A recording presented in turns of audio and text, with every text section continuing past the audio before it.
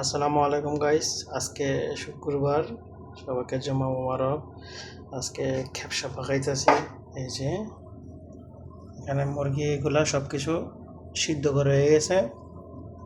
তারপর মুরগিগুলো এই যে যেখানে নামাইছি একটু শুকাইতেছি। এখন পানিটা পড়ার পর এখন মুরগিটা দিয়ে ভাজবো।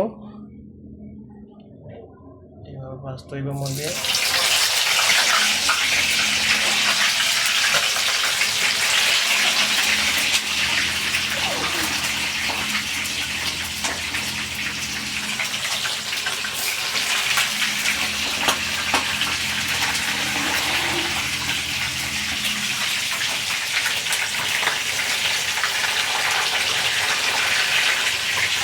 এখানে মুরগি বাড়তেছি,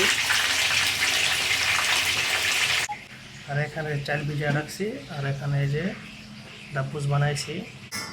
এই যে আমাদের খাপসা,